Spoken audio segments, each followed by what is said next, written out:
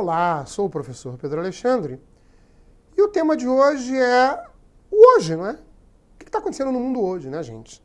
Então vamos lá. O que está acontecendo na América Latina? O que aconteceu nos últimos anos na América Latina? Temos o problema de terrorismo no mundo, manifestações, globalização, neoliberalismo. É o século XX, é o século XXI, não é? Vamos lá então? Aqui imagens do século XX e XXI, não é mesmo? São imagens bastante, no mínimo, interessantes. Aí, tá uma imagem da globalização, aqui uma imagem, outra imagem da globalização, olha que coisa interessante. Imagens do terrorismo, aqui passeatas, outra imagem aqui da globalização do mundo, não é? Bonitas essas imagens, né, gente? Lindas, lindas, lindas. Elas explicam por si só o que é esse mundo de hoje, tá? Mas vamos começar por aqui, ó. América Latina, o chamado populismo na América Latina. Então, esse populismo na América Latina caracteriza-se pela manipulação das massas urbanas por líderes carismáticos que, geralmente, não é sempre, se comunicam com o povo sem interferência de um partido. Permite algumas concessões à população, porém, quem são beneficiadas são as elites. Infelizmente, o populismo age dessa maneira. Quando você olha, inclusive hoje, onde na América Latina existem países populistas ainda, de governos populistas, você vê que é isso, né? Geralmente líderes bastante carismáticos, eles se comunicam com o povo, geralmente sem interferência de um partido. Pode até ter um partido, mas geralmente essas pessoas são maiores que o partido. Eles pertencem a um partido por pertencer, porque às vezes são obrigados pela estrutura das leis do país. Mas eles são maiores, bem maiores que o partido, né? O povo os ama, eles são, pelo seu carisma, são muito amados pelo povo. E permite algumas concessões à população, porém as elites são beneficiadas. A era populista no Brasil, temos uma era de 1930 a 1960 e aqui no final do século XX, início do século XXI, veio uma nova era de populismo aqui na América Latina, né? A América Latina não se livra disso. É impressionante, né? Então, carismáticos e paternalistas, controla os movimentos sociais, quer dizer, controla o povo, incorporação de classes médias e populares por meio de concessões parciais. Sempre concessões parciais, né? Aí eles vão soltando a corda aos pouquinhos, porque, na verdade, o que os mantém no poder são os líderes, né? Os líderes, os ricos. Então, eles têm uma proteção muito grande por trás dos ricos e, para a pobreza, eles vão soltando a corda devagarinho, como se estivessem fazendo muitos benefícios. Tá certo? Alguns governos populistas. A Argentina, Juan Carlos Perón, o famoso Juan Carlos Perón, e sua esposa Eva Perón. Né? A Eva Perón, tá aqui a Eva Perón, né? Ainda na Argentina tivemos Isabelita Perón, segunda esposa, está aqui a Isabelita, de Juan Carlos, que foi deposta pelo golpe militar que aconteceu na Argentina. Ok? Então aqui são, eu estou dando aqui exemplos de governos populistas que nós tivemos aqui na América Latina. No México nós tivemos o Lázaro Cárdenas. Ele fez a nacionalização da exploração do petróleo mexicano. Cárdenas aproveitou-se do choque entre as companhias de petróleo inglesas e americanas e movimento operário que reivindicavam melhores condições de trabalho e aumento salarial para nacionalizar a exploração do subsolo mexicano, tá? Então aqui está aqui o Lázaro Cárdenas. De novo, estou apresentando para vocês aqui só alguns exemplos de populistas na América Latina e alguma coisa que eles fizeram, ok? São alguns exemplos que estão nos livros de história, por isso que eu estou apresentando para vocês, tá bom? É bom você dar uma lida, né? São boas leituras para você aprender aí para o Enem, para vestibulares, ok? No Brasil, o populismo, né? Getúlio Vargas, temos aí Getúlio Vargas também, o chamado pai dos pobres, criou as leis trabalhistas e o sindicalismo no Brasil. Também temos João Goulart, que foi um herdeiro político do Getúlio Vargas, que tentou implantar as reformas de base no Brasil. Foi destituído do cargo de presidente da República pelo golpe militar de 64. Provavelmente vocês já estudaram as questões relacionadas ao Brasil, sabem que João Goulart foi deposto, então, pelo golpe militar de 64. Ele tinha ideias socialistas e era bastante populista, não é? Ele, o Getúlio Vargas. Aqui no Brasil, tivemos alguns presidentes populistas. Aqui tem 2 exemplos. Tivemos outros governos populistas no Brasil, né? Mas aqui tem 2 exemplos, só estou citando pequenos exemplos aqui para vocês. Está aí o João Goulart e o Getúlio Vargas. Obviamente que você conhece aqui o Getúlio Vargas, obviamente que você conhece aqui o João Goulart, tá? Tudo bem?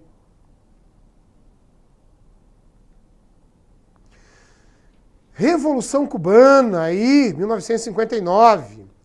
Emenda Plate, interferência direta dos Estados Unidos em Cuba, que virou um protetorado. Isso aí foi o seguinte, no final do século XIX, início do século XX, Cuba foi o único país, o último país a conseguir a sua independência aqui na América. Foi ajudado pelos Estados Unidos, mas os Estados Unidos não dá ponta sem nó, né? Não sei como é que esse dito popular aí, nó sem ponta, ponta sem nó. Os Estados Unidos, ele ajuda, mas ele quer alguma coisa em troca, tá? Tem lá uma frase famosa, né, que diz: os Estados Unidos é assim, amarás o capitalismo sobre todas as coisas e o próximo, se ele te der lucro.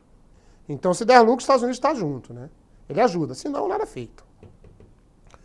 Os Estados Unidos ajuda Cuba a ficar livre da Espanha, através de uma guerra, mas manda uma comissão, liderada por um senador americano chamado Plate, para elaborar a Constituição norte-americana. E nessa Constituição, para elaborar a Constituição cubana. E nessa Constituição, então, é colocado a emenda Plate, onde Cuba vira o quê?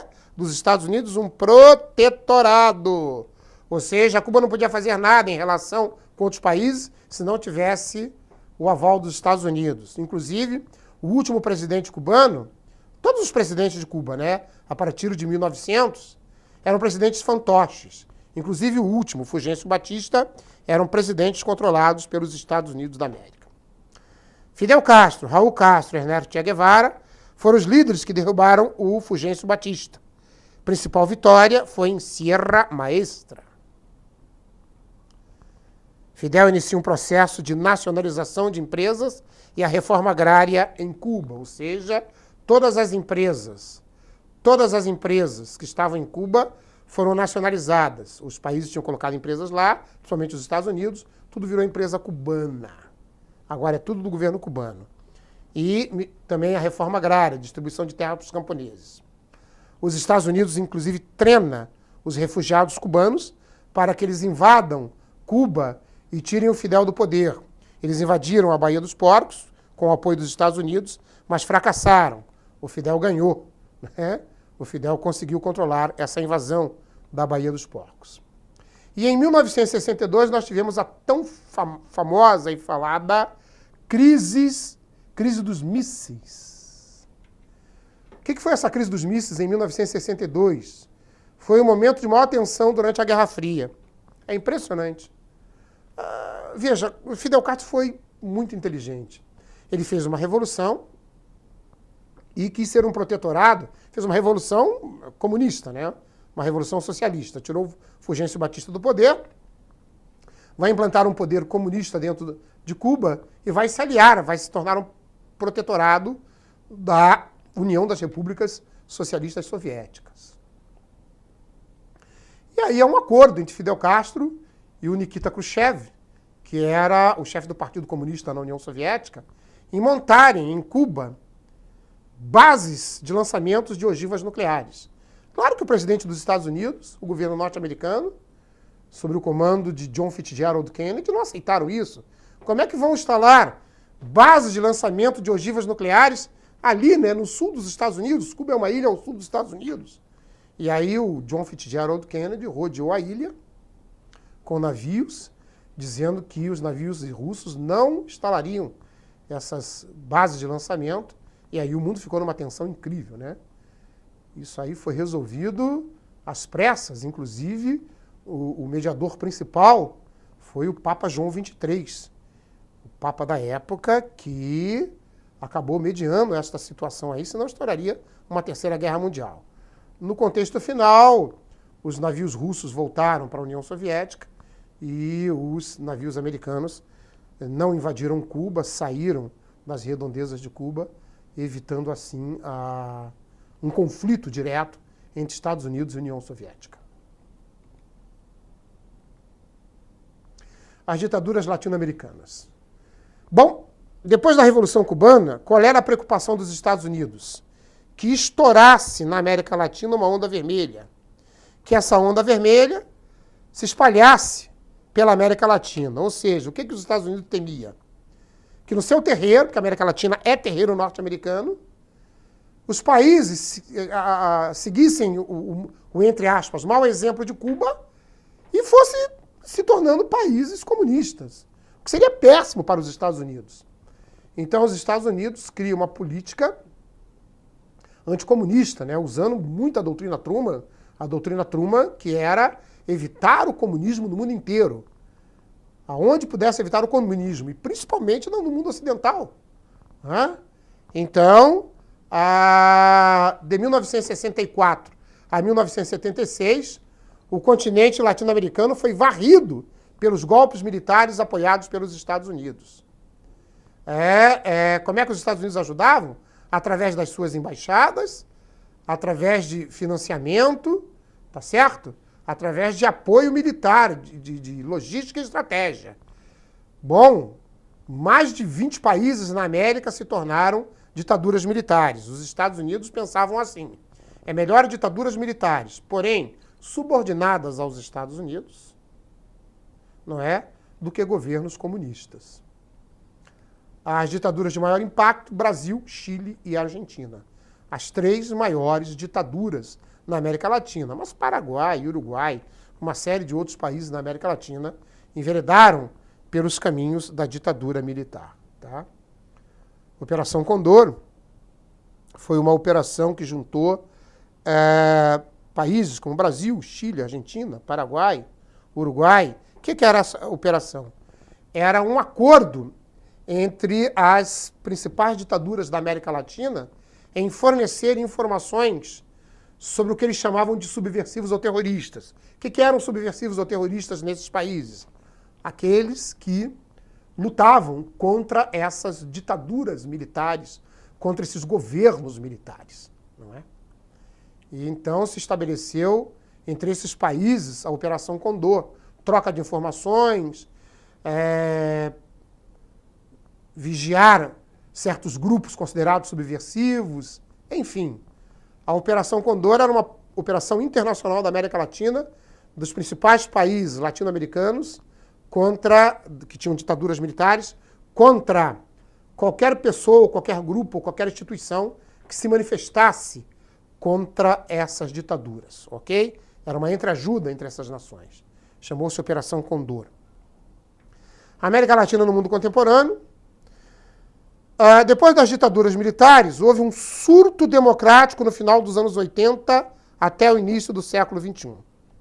Então foi interessante, né? Anos 80, essas ditaduras militares começam a desmoronar, as pressões em toda a América Latina foram muito grandes para o estabelecimento de democracias.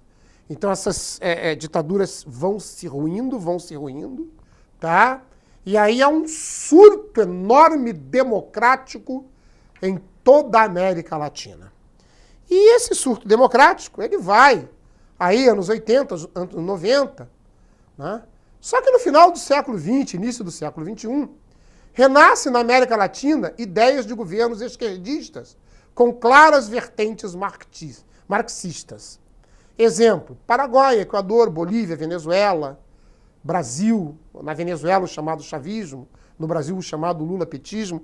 Mas por que aconteceu isso? É que essas democracias, veja, há muitos anos de exploração da América Latina. através do caudilismo, do populismo, de líderes que simplesmente roubavam, espoliaram a América Latina. Depois você tem ditaduras militares. Poxa, aí vem um surto democrático. Então, na América Latina, quis se fazer as coisas muito rápidas. E essas democracias, em 20 anos que elas ficaram aí, década de 80, década de 90, início do século XXI, elas não resolveram os problemas sociais da América Latina. Pois você sabe que o processo é muito lento, né, gente? E aí o que aconteceu? Como nessas democracias você é livre para propagar as ideias que você quer, o que começou a acontecer em países como o Paraguai, como o Chile, como o Brasil, como Venezuela, como Bolívia? Começou a ganhar em toda a América Latina, basicamente em grande parte da América Latina, não vamos falar em toda a América Latina, vamos falar em grande parte da América Latina, começou a nascer uma ideia de uma nova proposta. Poxa, será que a esquerda não vai resolver? E dentro de um espaço democrático, através até do voto, as populações latino-americanas começaram a eleger para cargos políticos de presidente, de governadores, tá? De deputados, de senadores, candidatos que pertenciam a partidos de esquerda. O que seriam esses partidos de esquerda? Perdão. Aqueles bastante ligados, bastante compromissados com ideias marxistas. Então, foi assim que alguns países da América Latina, aqui você tem alguns exemplos, começaram a tender para governos esquerdistas. Ok? Aqui uma foto histórica, né? De líderes esquerdistas da América Latina.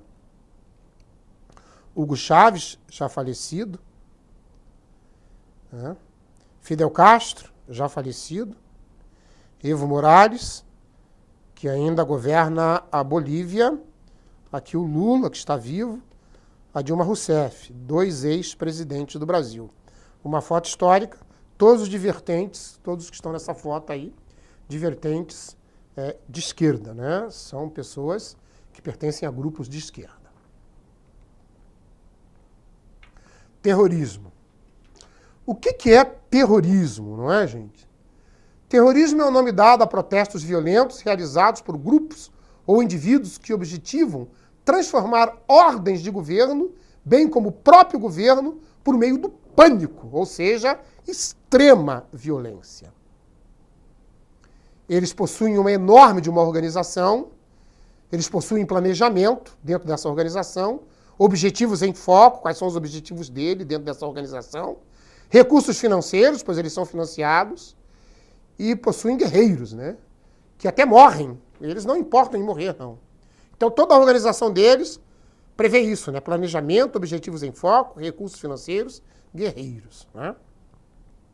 Aqui, principais grupos terroristas do mundo contemporâneo, a Al-Qaeda, a qual pertencia o Bin Laden, que foi morto pelos Estados Unidos, o Hamas, que é contrário aos judeus no Oriente Médio, o Hezbollah, contra a intervenção ocidental em região islâmica, o Estado Islâmico, o mais radical de todos no momento, agindo de uma maneira violentíssima, principalmente com todos aqueles que não são islâmicos, o Boko Haram, que atua na Nigéria, e a Jihad Islâmico, prega a destruição do Estado judeu e a criação de um Estado Islâmico na Palestina. Ok? Então esses são os principais grupos aí, ok? Aqui o pior ato terrorista da história, 11 de setembro de 2001, World Trade Center, né? O Centro Mundial da Economia. Daí um enorme de um ato terrorista considerado o pior de toda a história, né? Manifestações no mundo atual. A Primavera Árabe, em 2011, foram manifestações em vários países islâmicos contra governos teocráticos e ortodoxos. Exemplo, Tunísia, Egito, Líbia, Bahrein, Síria e Iêmen. Na verdade, quem começou aqui, nesse mundo islâmico, essas manifestações, foram jovens. Eles se comunicavam pela internet e, com a internet, eles conseguiram juntar milhares e milhares de pessoas para fazer protestos contra o radicalismo e exigindo democracia nesses países aí, ó. Exemplo, Tunísia, onde começou tudo, né? Egito, Líbia, Bahrein, Síria e Iêmen, tá? Então, isso se chama Primavera Árabe. Primavera é uma palavra na história que significa liberdade, a liberdade árabe. Então, isso está muito presente lá no Oriente Médio, ainda com grande reflexo no mundo de hoje, né?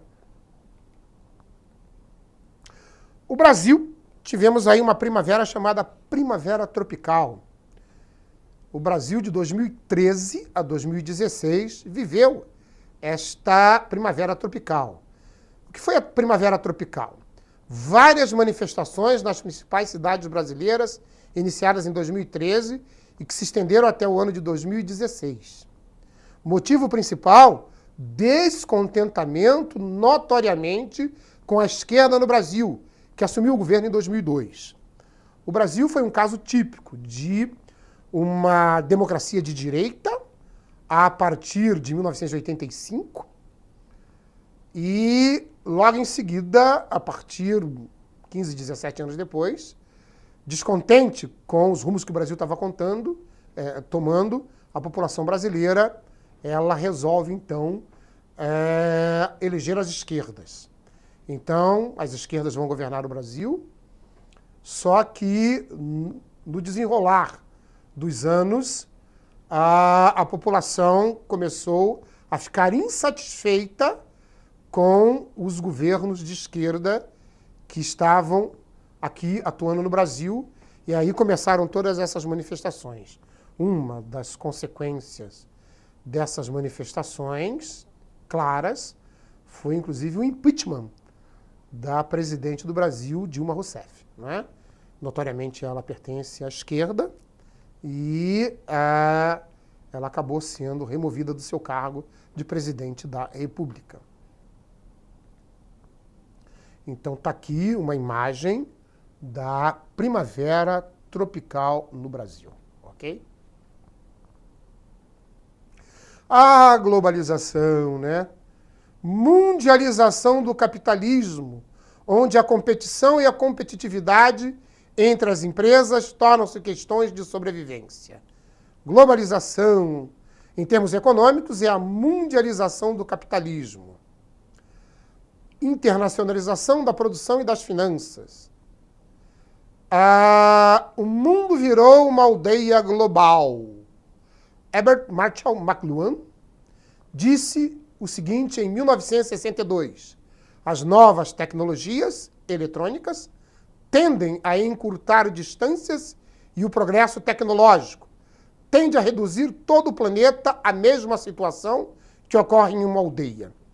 McLuhan, está aqui, Herbert Marshall McLuhan, disse isso, o que você acabou de ouvir, em 1962. Portanto, Herbert Marshall McLuhan, há aproximadamente 60 anos atrás, ele disse que o mundo se tornaria uma aldeia global. Acertou, dizendo que as novas tecnologias transformariam o mundo numa aldeia global. Então, existe aí um neoliberalismo dentro da globalização, que é esse capitalismo mundializado. Existe a troca de experiências e de mensagens pelo mundo inteiro, através da internet. Tá? Eu mesmo me comunico com vocês através, de uma maneira virtual, através da internet. Então, nós nos tornamos uma aldeia global. Eu posso falar com vocês aqui, da onde eu moro, no Brasil inteiro. Olha que coisa maravilhosa, gente. Isso é a aldeia global que o mundo se tornou, né? A qual, então, a gente chama de globalização. Esta interação do mundo, ok? Olha aí imagens que representam a globalização. Isso, então, são imagens que representam a globalização. Olha só, essas imagens falam por si, né, gente? O mundo se comunicando, o mundo inteiro se comunicando, né?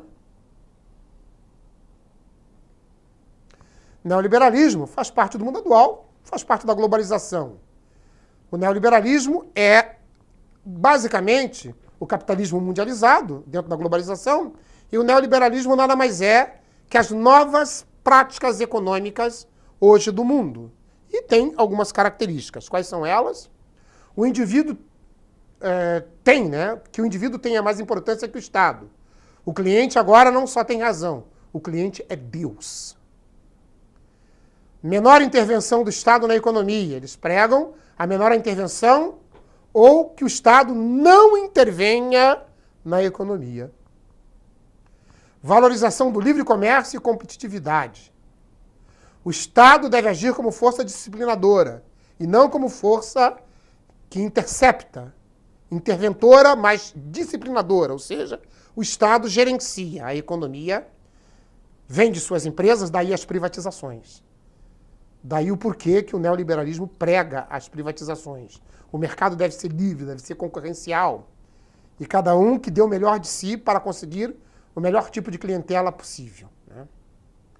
Isto é o neoliberalismo, né, gente? O neoliberalismo estimula a privatização, quanto menos o Estado intervir, melhor.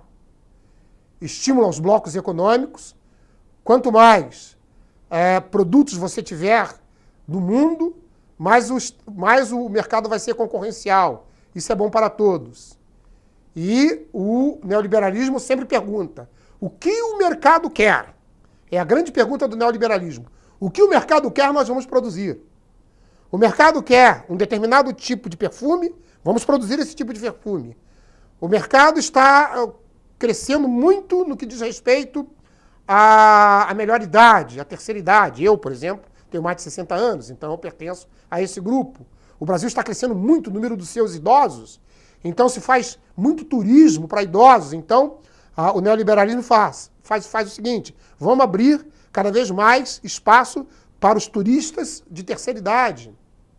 Ora, não tem um batom que caiba bem numa negra. Então a negra quer um batom diferente. Então a Boticário ou outra empresa vai lá e faz um batom tipo para a comunidade negra, porque a comunidade negra é imensa no Brasil, um tipo de perfume. Cresceu muito, está muito divulgado, por exemplo, o número de gays, lésbicas, simpatizantes, bissexuais, esses GLTS, não me lembro como é que é a sigla. Então vamos criar um mercado para eles também, um mercado de roupas, um mercado de cosméticos, um mercado de viagens. O que o mercado quer? O neoliberalismo está se importando com o seu cliente. O que o mercado quer, a gente coloca no mercado para vender. Né? Então tá aí, né, gente? Então, dentro do mundo neoliberal, faça a sua escolha. Olha aí, olha, você tem uma escolha que você quiser de carro aí. Olha, eu nem sei o que eu quero aqui. É tanta marca, né, gente? Mas faça a sua escolha. Isso é o neoliberalismo. Tá certo? Tá aí, gente. Mais uma aulinha. Fiquem com Deus. Um beijo no seu coração. Até uma próxima oportunidade. Tchau.